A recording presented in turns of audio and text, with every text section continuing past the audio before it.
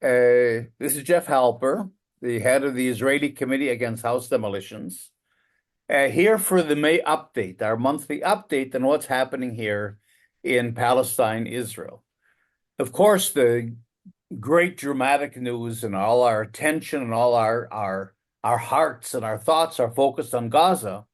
The big news is that Israel has begun its invasion of Rafah. It hasn't yet come into the center of the city, of the populated area, but it's getting very close. You know, something like 350,000 people have already fled to nowhere, basically. And of course, that's been the focus of the protests that are very important. I think Palestinians have taken great heart in the fact that protests have really erupted, especially among young people, on university campuses, beginning in the United States, but certainly spreading to Europe, spreading to Latin America and other places, including in the Arab world. Just 2 days ago, the Egyptian police came down very hard on students that were demonstrating in Egypt.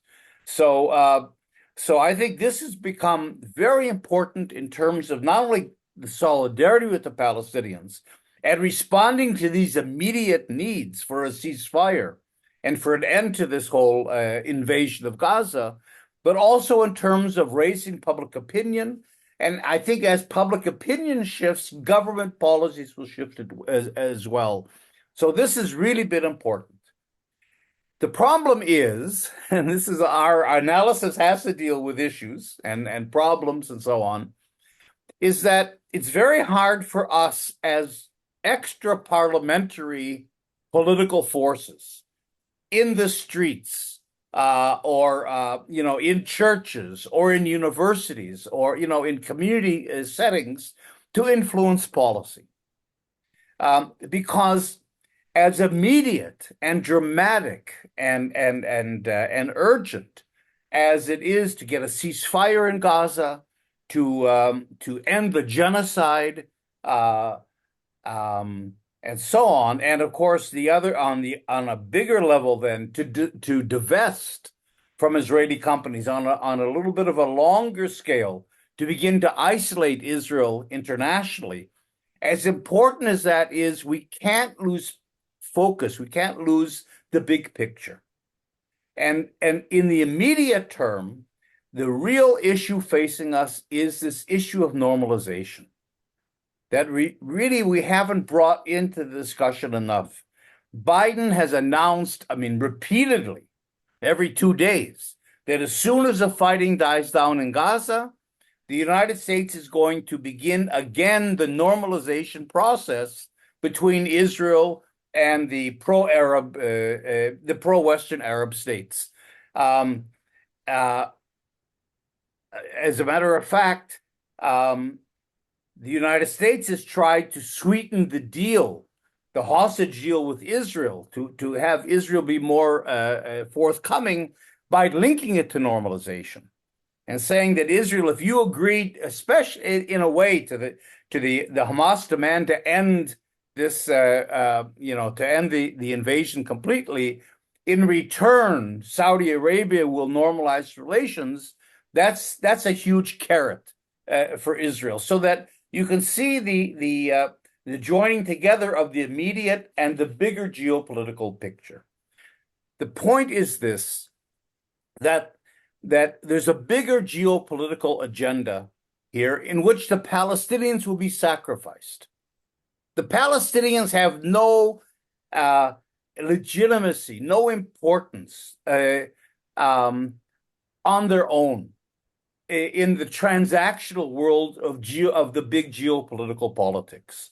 The big game is that the NATO countries want to preserve their hegemony in the Middle East.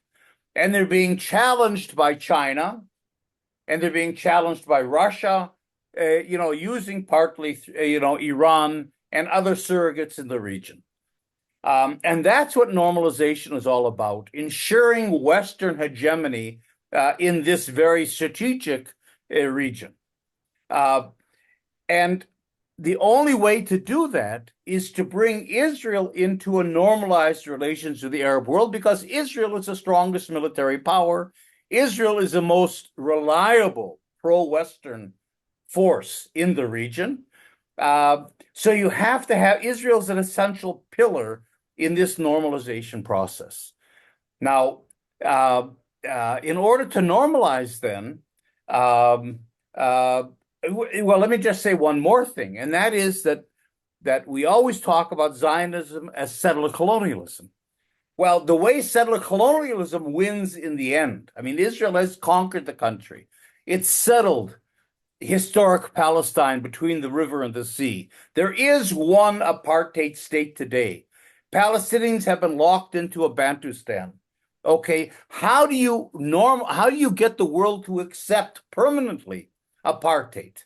How do you make it a permanent fact of life? You do it by normalization. Normalization is the way settler colonialism wins. So normalization is crucial. Now, in this normalization process, I'll tell you what's going to happen.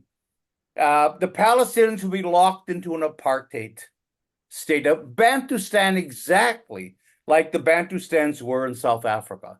In other words, Israel will expand to 85% of the country because it has to incorporate its large settlements. It's not going to dismantle them. They'll be incorporated. And the Palestinians will be reduced to small, truncated islands in what we call areas A, B, and Gaza, which is uninhabitable. What's going to happen there, nobody really knows. But that's the end. And what Israel is trying to do now, together with the United States, is to sweeten the deal with the collaborationist and corrupt Palestinian Authority that it's put in place as its agent. You know, every Bantustan in South Africa had a president or a king and a parliament. I mean, you need those, but they were all collaborationists.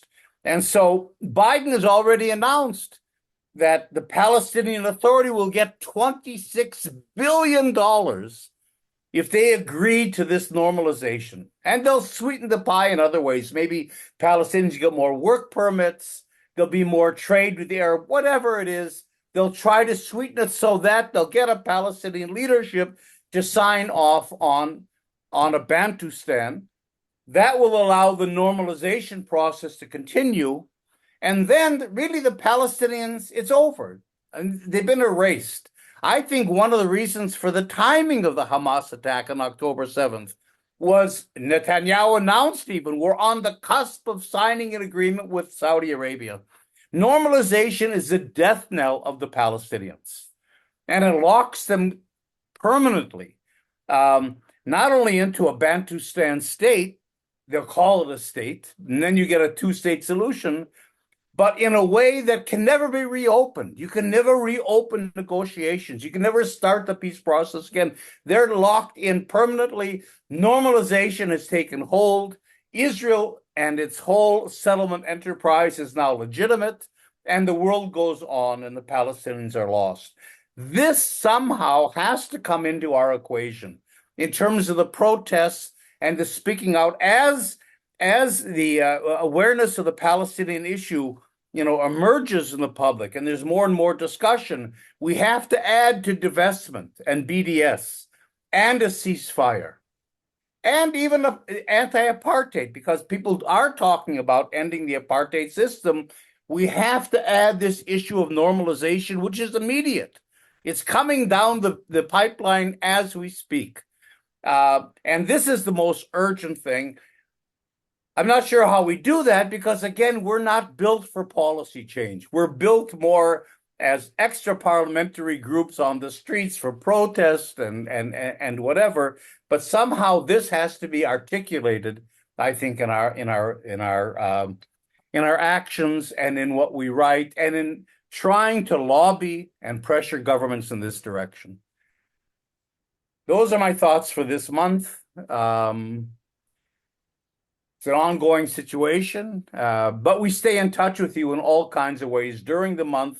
Look at our ICAHD website, ICAHD.org. which is a tremendous treasury of resources and analysis and so on. And we'll talk next month. Be well. Bye.